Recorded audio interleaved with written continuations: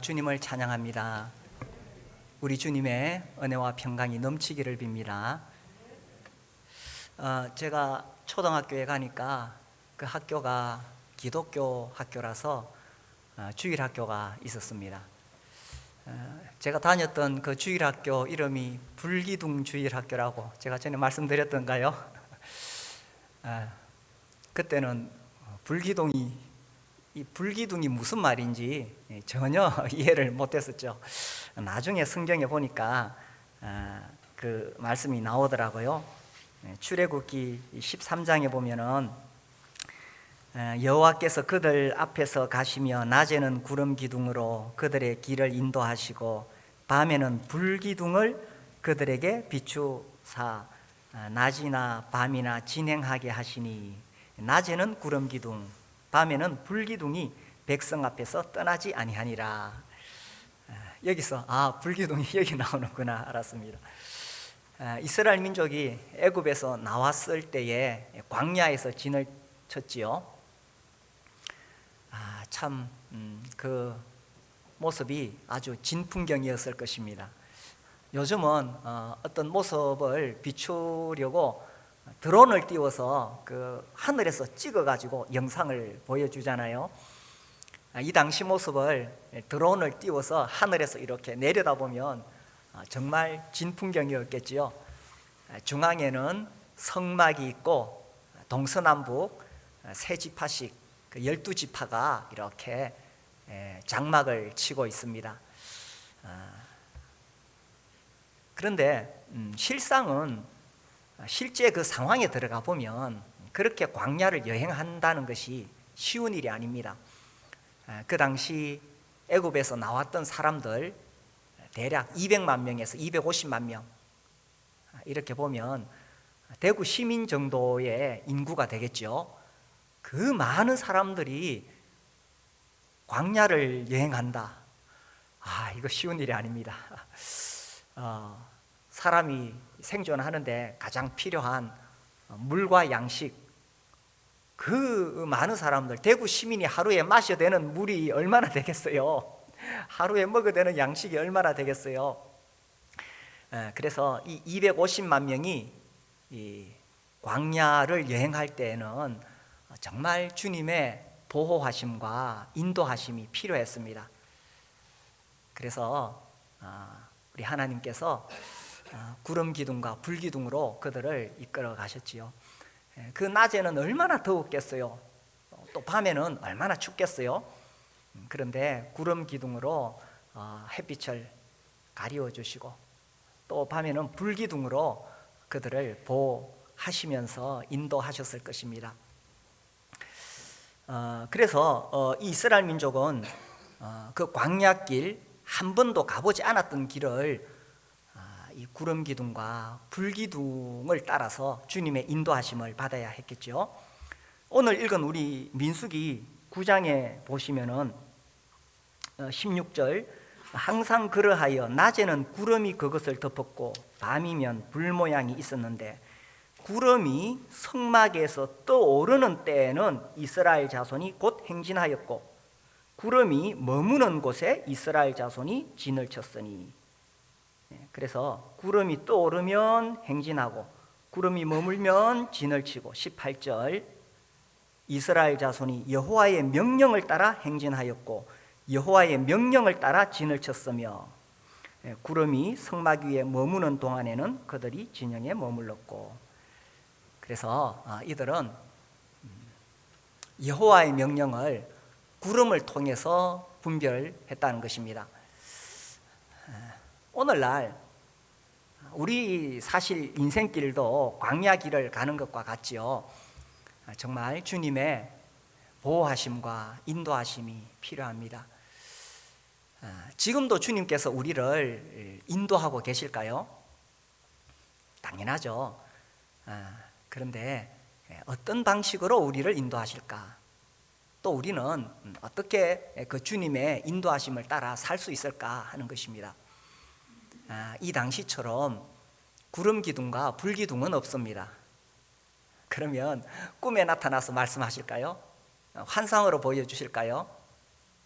그런 건 아니죠.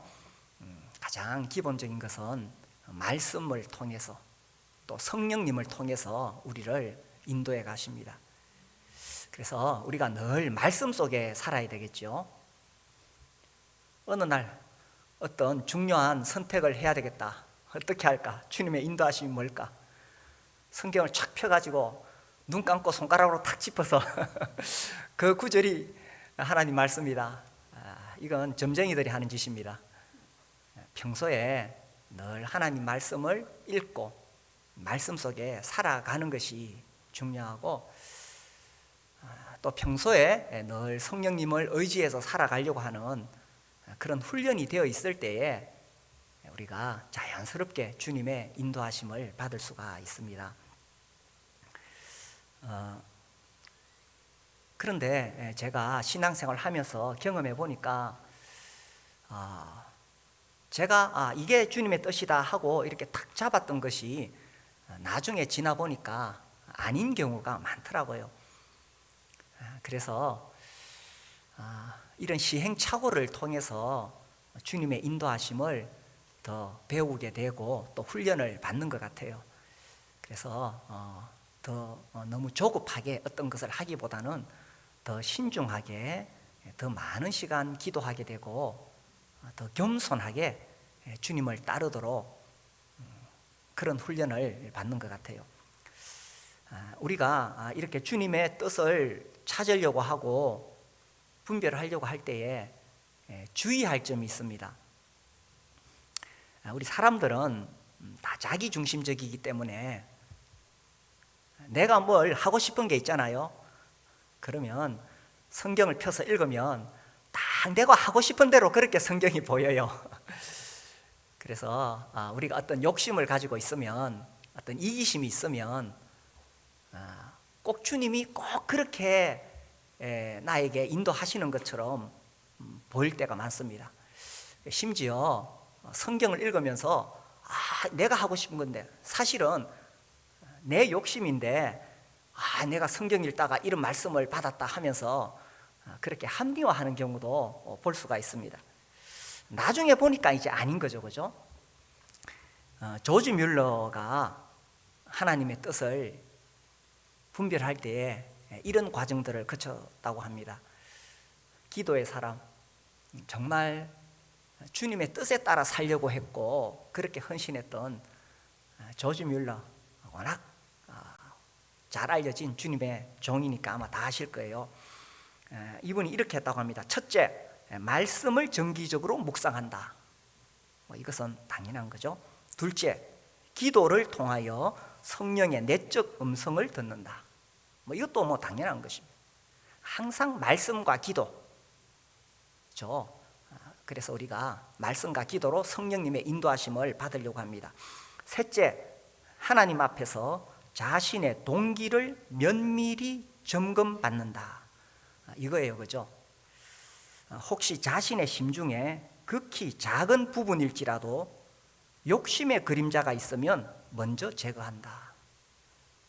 이렇게 하지 않으면 내가 하고 싶은 대로 성경이 보여요.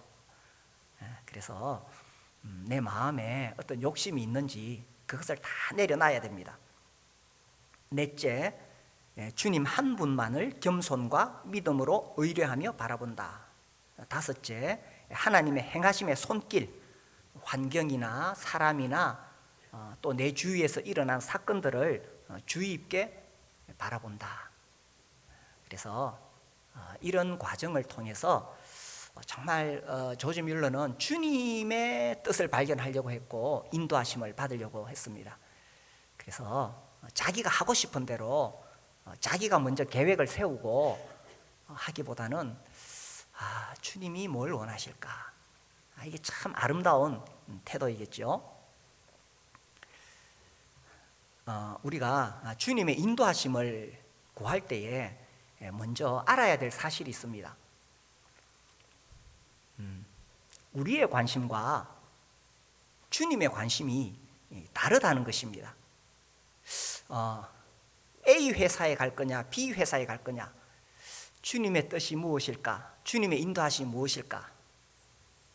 우리가 그런 선택의 기로에 있을 때 사실 우리는 어느 곳이 더 좋은 조건일까를 먼저 따집니다.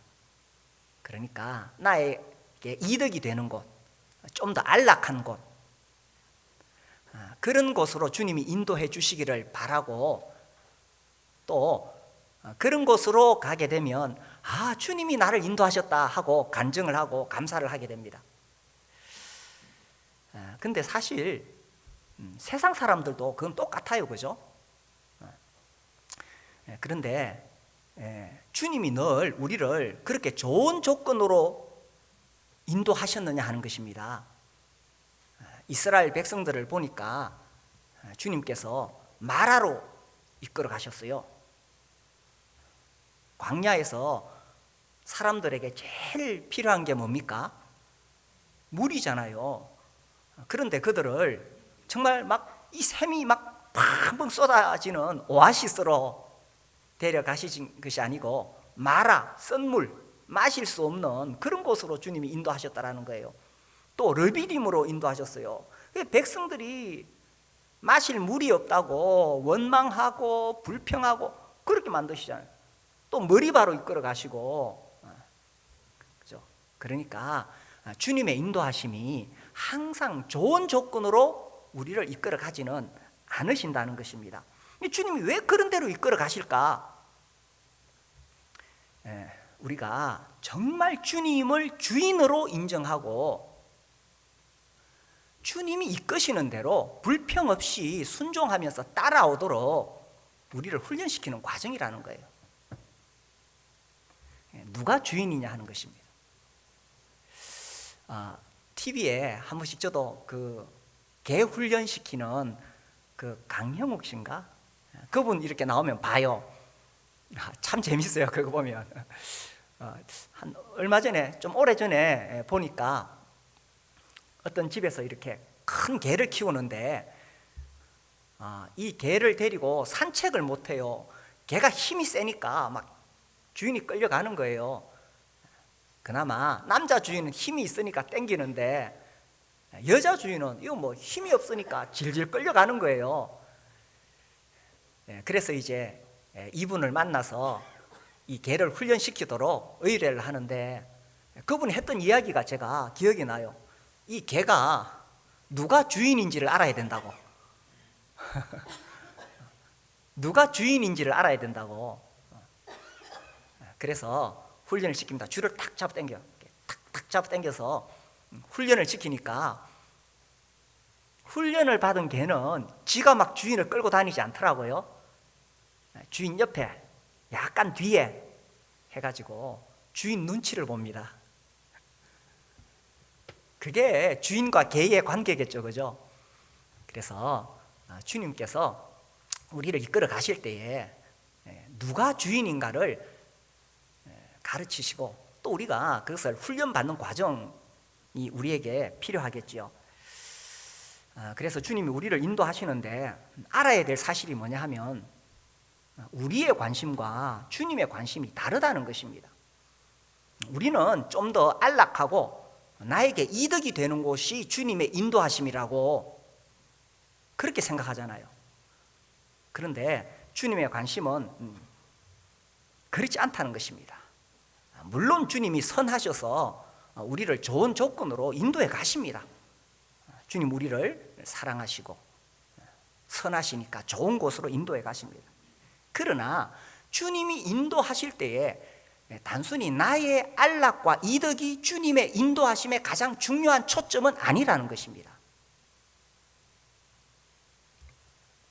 그러면 뭐냐? 주님의 관심은 나를 성공시켜 주시는 데 있다는 것입니다.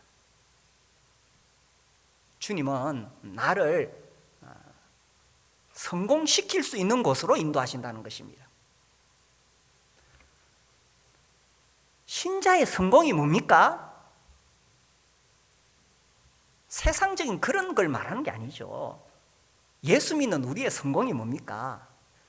우리 주님을 더 잘 섬기는 자리, 내가 주님께 쓰임받는 자리, 그리로 가는 게 성공이잖아요. 그래서 주님은 그런 곳으로 나를 인도하신다는 것입니다. 그래서 우리 앞에 수많은 선택의 기로가 있습니다. 내가 A 회사로 갈 거냐, B 회사로 갈 거냐 할 때 우리는 어떤 곳이 좀 더 나에게 이득이 되고 안락할까, 그것이 그런 곳으로 가는 것이 주님의 인도하심이라고 생각하는데, 주님의 관심은 거기에 있지 않아요. A 회사 가든지 B 회사 가든지 다 가능해요. 그렇지 않던가요? 그렇죠, 그죠? 신앙생활 해보니까 제 말에 동의가 될 거예요. 딱 주님의 뜻이, 너는 이번에는 A 회사로 가라, 딱 A 회사에 딱 주님의 뜻이 정해져 있는 것이 아니더라고요. 어디로 가든지 다 가능해요. 주님의 관심은 거기에 있지 않습니다. 나를 성공시켜 주시는 데 있어요. 그래서 우리가 이제 인생 살면서 많은 선택을 해야 되는데, 이제 어느 학교로 진학을 할 거냐, 또 어느 회사에 취업할 거냐, 누구랑 결혼할 거냐, 어디로 이사를 갈 거냐, 수많은 선택의 그 기로에 있을 때에 우리가 이렇게 기도하는 것이 주님의 뜻에 맞겠죠. 주님, 주님의 관심이 나의 관심이 되게 해주세요.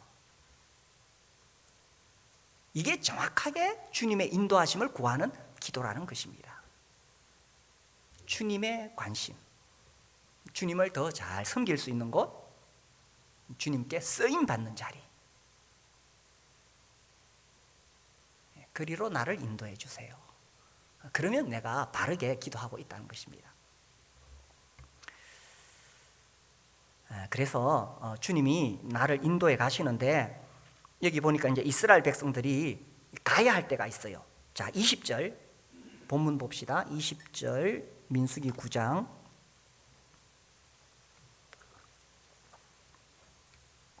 혹시 구름이 성막 위에 머무는 날이 적을 때에도 그들이 다만 여호와의 명령을 따라 진영에 머물고 여호와의 명령을 따라 행진하였으며,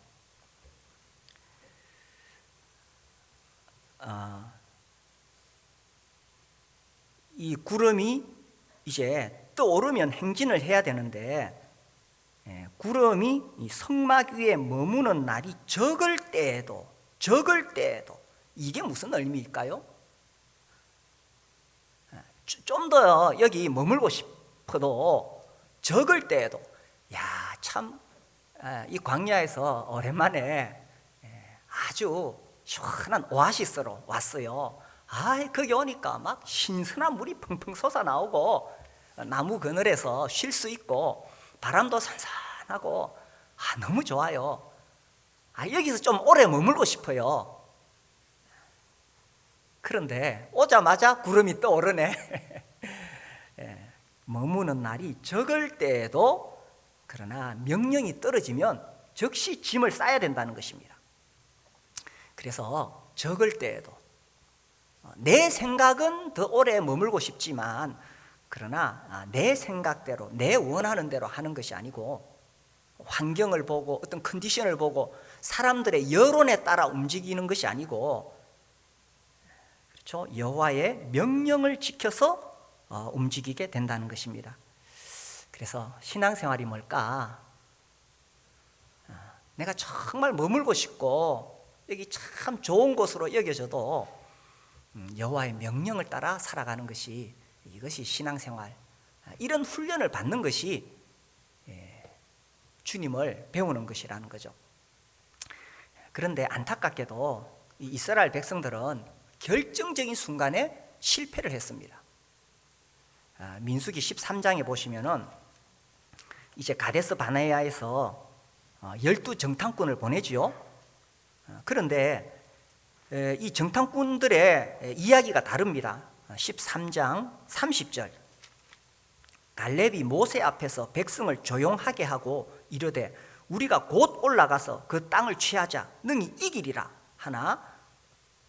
그러니까 갈렙은 올라가자, 지금 나아가야 할 때라는 거예요. 올라가자, 나아가야 할 때인데 31절, 그와 함께 올라갔던 사람들은 이르되 우리는 능히 올라가서 그 백성을 치지 못하리라. 그들은 우리보다 강하니라 하고 이러면서 14장 들어가면은 울고 불고 애굽으로 돌아가자고 이야기하고 막 원망하고 밤새도록 통곡합니다. 그죠? 14장 1절 온 회중이 소리를 높여 부르짖으며 백성이 밤새도록 통곡하였더라. 4절에 이에 서로 말하되 우리가 한 지휘관을 세우고 애굽으로 돌아가자. 야, 하나님께서 구름 기둥 불 기둥으로 여기까지 인도하셨잖아요. 지금 그 가나안 땅을 정복하기 위해서 나아가야 할 때입니다. 나아가야 할 때는 나아가야 되는데 이 결정적인 순간에 그들은 불순종했습니다. 울고 불고 난리가 났어요. 왜 그렇게 했습니까? 하나님의 인도하심을 거부한 거죠. 왜요? 하나님의 능력을 못 믿으니까. 하나님께서 그들과 함께 하셔서 그 가나안 땅을 정복하게 해 주실 것인데 하나님 못 믿으니까 나아가야 할 때를 놓친 것입니다. 그 결과는 뭐냐? 40년 방황이죠. 하나님은 정말 그들에게 땅을 주시려고, 젖과 꿀이 흐르는 이 땅을 주시려고 그들을 여기까지 인도해 오셨어요. 이제 들어가서 정복하기만 하면 됩니다. 그런데 이스라엘 백성들은 그야말로 굴러온 복을, 하나님이 이렇게 주시는 이 선물을 제 발로 뻥 차버린 것입니다. 정말 어리석죠. 그런데 사실 우리도 이렇게 할 때가 많다는 것입니다. 나아가야 할 때죠, 그죠? 가서 그 땅을 정복하라. 그런데 그들은 그 기회를 놓쳤습니다. 우리가 이것을 보면서 어떤 교훈을 얻게 되느냐? 기회를 놓치지 말라는 것입니다. 하나님께서 복을 주시려고 하시는 그 기회, 하나님이 우리에게 복을 주시려고 사명을 주시는데 제 발로 그 좋은 기회를 뻥 차버리지 말라는 것입니다. 하나님께서 우리를 헌신의 자리로 부르시죠. 목장을 섬겨라. 저 VIP에게 가서 예수님 전하고 목장에 초청해라. 또 지금 우리 교회에서 이렇게 집사들을 세우려고 그렇게 하고 있습니다. 그래서 주님께서 헌신의 자리로 부르시는 것은 왜 나를 부르시겠어요? 나에게 복 주시려고. 네가 그 헌신의 자리로 가서 네가 그 자리를 차지해라. 그런데 사람들이 할까 말까 재 보다가 세월 다 보내더라고요. 마음에 늘 부담은 있어요. 내가 이 목장을 섬겨야 되는데 부담은 늘 있어요. 그런데 부담만 안고 10년 세월, 20년 세월 금방 흘러가더라는 것입니다. 그래서 정말 주님이 주시려고 하는 그 복을, 그 기회를 놓쳐버리게 된다는 거죠. 그래서 우리가 주님께 이렇게 기도해야 될 것입니다. 주님, 지금 나아가야 할 때입니까? 주님이 지금 나에게 섬길 수 있는 기회를 주시는 겁니까? 주님, 내가 나아갈 수 있도록 용기와 믿음을 주십시오. 주님이 나를 성공시켜 주시려고, 나에게 복 주시려고, 정말 내가 쓰임받는 인생이 되게 하시려고 그렇게 부르실 때에 그 기회를 꽉 잡으실 수 있게 되기를 바랍니다. 그런 기회가 왔을 때에 이 이스라엘 사람들처럼 발로 차버리는 그런 어리석은 사람들이 아니라 그 기회를 꽉 잡는 성공하는 인생이 되기를 바랍니다. 그리고 또 기다려야 할 때는 기다려야 되겠죠. 자, 다시 민수기 9장에 19절에 보시면은 구름이 성막 위에 머무는 날이 오래일 때에는 이스라엘 자손이 여호와의 명령을 지켜 행진하지 아니하였으며, 오래일 때에는 이 의미가 뭐겠습니까? 오랫동안 있더라도 급하게 움직이지 말고 기다리라는 것입니다. 좀 불편하고 힘들고 떠나고 싶고 도망가고 싶어도 주님이 가라고 하실 때까지 버티고 기다리라는 것입니다. 야, 내가 지금 올라가면 이 막 엄청난 이득을 얻을 수 있을 것 같아요. 그래서 눈앞에 이득이 보이더라도 주님이 가라고 하실 때까지 기다리라는 겁니다. 22절 보시면 이틀이든지 한 달이든지 요 정도는 기다릴 수 있겠어요. 그런데 1년이든지 구름이 성막 위에 머물러 있는 동안에는 이스라엘 자손이 진영에 머물고 행진하지 아니하다가, 아니 뭐 이틀이나 한 달은 기다리겠는데 1년, 아이고 갈 길이 바쁜데 1년을 기다리라고 하시네요. 제가 신앙생활 하면서 경험해 보니까 나는 바쁜데 주님은 하나도 안 바쁘시더라고요. 저는 또 이 성질이 타고나기를 좀 급해요, 그죠? 그래서 나는 이 좋은 거 이거 빨리 좀 어떻게 해가지고 이 빨리 좀 해야 될 것 같은데 주님은 하나도 안 급하시더라고요. 내가 막 급해가지고 하면은 주님 이렇게 말씀하시는 것 같아. 그래, 한번 해봐라. 그런데 그렇게 내가 급하게 한다고 해서 빨리 되는 것도 아니더라고요. 뭐가 중요하냐? 빨리 가는 것이 중요하냐? 주님과 함께 가는 것이 중요하냐? 하는 거죠. 그래서 참 제가 많은 시행착오를 겪어왔습니다. 기다려야 할 때는 기다려야 되는데 기다리지 못하면 실패하죠. 그래서 제가 딱 떠오르는 인물이 있습니다. 창세기 16장 아브라함이죠. 창세기 16장 한번 볼까요? 하나님께서 아들을 주시겠다고 하셨는데 나이는 자꾸 먹어가고 있고 자기 아내도 늙어가고 있고 아들이 태어나지 않습니다. 창세기 16장 2절에 보면 그때에 사레가 아브라함에게 이르되 여호와께서 내 출산을 허락하지 아니하셨으니 원하건대 내 여종에게 들어가라. 내가 혹 그로 말미암아 자녀를 얻을까 하노라. 하매 아브라함이 사레의 말을 들으니라. 아브라함이 사레의 말을 들으니라. 항상 이래요, 그죠? 아담도 하와의 말을 들었죠. 선악과 따먹으라고 하니까. 아내들이 정말 영적으로 깨어 있어야 돼요. 그래서 3절에 아브라함의 아내 사레가 그 여종 애굽 사람 하갈을 데려다가 그 남편 아브라함에게 첩으로 준 때는 아브라함이 가나안 땅에 거주한 지 10년 후였더라. 10년은 기다렸는데 더 이상 못 기다렸던 거예요. 사실 아브라함은 믿음의 사람입니다. 나아가야 할 때 나아갔던 사람이에요.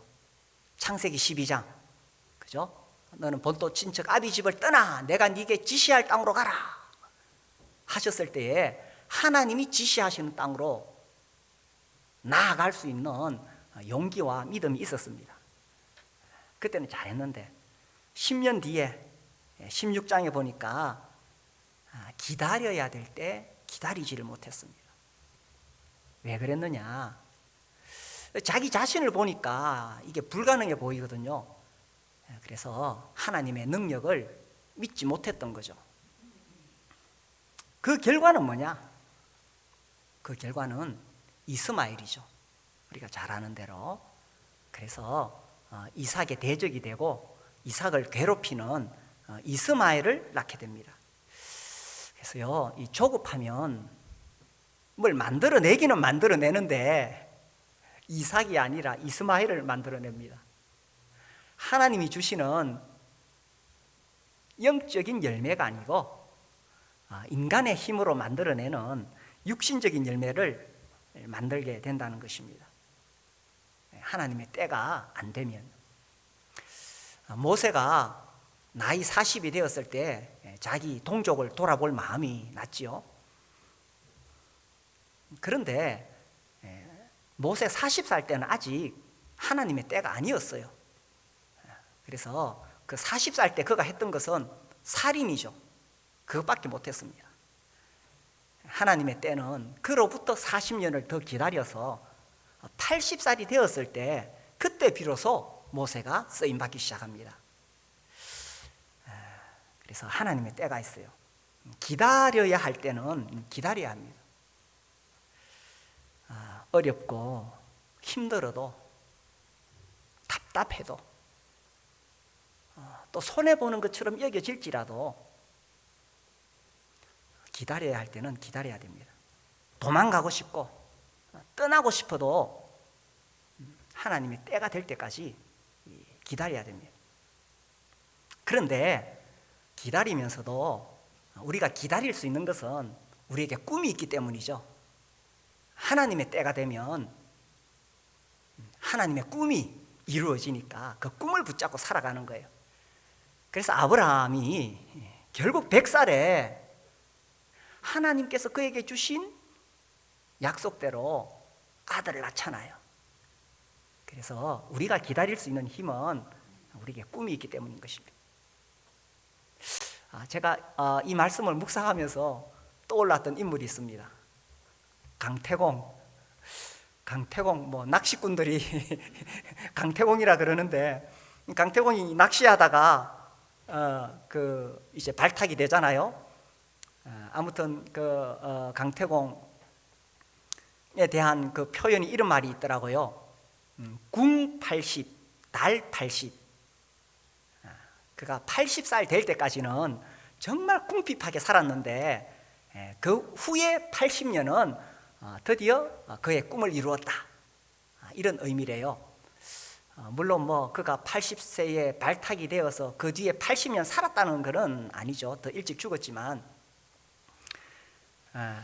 그래서 이 강태공은 나이 80이 될 때까지 자기 꿈을 붙잡고 있었다는 것입니다. 이 사람이 뭐 70살 넘어서까지 관직에 못 나가니까 그 살림이 얼마나 궁핍했겠어요. 그러니까 생계를 아내가 다 책임을 졌던 겁니다. 아내가 먹여 살려야 돼요. 이 강태공은 물론 그때 그 사람 이름은 강태공이 아니었죠. 이분은 날 책만 읽고 연구만 하고 공부만 하는 거예요. 제가 어렸을 때 저희 어머니에게 들은 이야기가 기억나요. 아내가 이제 먹여 살려야 되니까 밭일을 하러 가는데 지금 비가 올 것 같아. 그때 이제 마당에다가 곡식을 널어놨는데 덕석, 거창말로 덕석이라 그러는데 멍석, 멍석을 깔아놓고 거기다 이제 곡식을 이렇게 널어놨는데 자기 남편에게 신신당부를 했어요. 혹시 비가 오면 멍석을 말아서 곡식을 좀 이렇게 비 안 맞도록 해라. 그렇게 신신당부하고 갔는데 이 강태공 이 사람은 책 읽는 데 빠져가지고 밖에 그렇게 소나기가 퍼부어도 책 읽는 데 빠져가지고 몰랐는 거예요. 아내가 돌아와 보니까 다 떠내려 가버렸네. 그래, 이 아내가 도저히 이런 남자하고 살 수가 없다 해가지고 짐을 싸고 집을 나갔답니다. 그때 그 뒷모습을 보면서 강태공이 했던 말이, 아이고 조금만 더 기다리면 될 터인데, 내 나이 80이 되면 재상의 아내가 될 것인데. 이 사람은 그렇게 궁핍했지만 꿈을 가지고 살았던 거예요. 그 이제 나중에 낚시하다가 나중에 주나라의 그 문왕이 되는 그 사람을 만나게 되고 이제 발탁이 되어 가지고 그 천하 통일 이렇게 이루고 이제 제 나라의 왕으로 세워지게 되잖아요. 그래서 이제 이 사람이 이제 왕이 되어서 이렇게 막 군사들이 끌고 가는데 어떤 노파가 막 자기를 만나겠다는 거예요. 경호원이 막 저지하죠. 그래 이제 부릅니다. 만나게 해주라고. 그래 와서 딱 보니까 옛날에 자기 처라, 그 아내가 하는 말이, 나를 다시 당신의 아내로 받아달라고. 그러니까 이 강태공이 이제 그 물을 한 동이 떠오라 그러죠. 그리고 그걸 엎어랍니다. 물을 엎었어요. 그 다음에 옛날 전처에게 그 물을 다시 동에 다 주워 담아라. 그게 어떻게 가능하냐? 거기서 나온 말이 한 번 쏟아진 물은 다시 담을 수 없다. 오늘 또 강태공 이야기만 기억하실지 모르겠습니다. 그래서 복수 불반분 이런 말이 거기서 나왔다고 합니다. 참 강태공은 80살까지 잘 기다렸는데, 그죠? 아내는 기다리지 못했습니다. 우리 자매님들 남편이 마음에 안 들어도 80살까지는 한번 기다려 보세요. 괜히 또 집 나가지 마시고.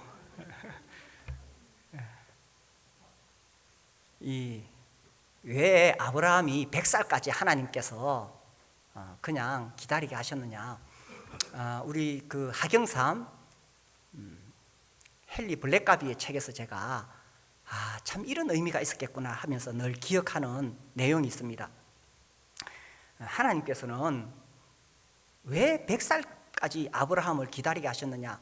그를 진짜 성공시켜 주시려고. 그래서 이제 100살이 되어서 그가 이제 열국의 아비가 되어야 되는데, 그러려면 그럴 만한 충분한 품성을 갖추었을 때에 아들을 낳아야 아들을 제대로 교육을 시킨다는 거예요. 저는 그 이야기 들으면서 100번 동의합니다. 저는 너무 일찍 결혼을 해가지고 아들 좀 일찍 낳았어요. 아버지로서 이렇게 준비가 안 된 상태이다 보니까 참 아쉬운 게 너무 많아요. 그 성경을 읽어보니까 아담은 130살에 아들 낳았더라고요. 그래서 한 100살쯤 살아보고 인생이 뭔지 좀 경험하고 이 성품을, 품성을 좀, 자질을 좀 갖추어서, 그래 아들을 낳아야 좀 잘 가르치고 이렇게 안내할 건데, 그죠? 그래요. 그래서 하나님께서 아브라함은 정말 아버지로서의, 또 하나님 섬기는 하나님의 종으로서의 그런 품성을 갖출 수 있도록 100살까지 기다리셨던 거예요. 그래서 기다려야 될 이유가 있었고, 기다리는 동안에 정말 숙성이 되는 거예요. 변화와 성숙을 위해서는 물리적인 시간이 필요하더라고요.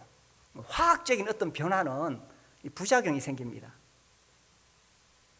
그래서 기다려야 할 때는 기다려야 돼요. 그걸 통해서 우리가 성숙하니까. 자녀를 키우면서 저놈이 커서 어떻게 되겠나, 기다려야 할 때는 기다려야 하겠죠, 그죠?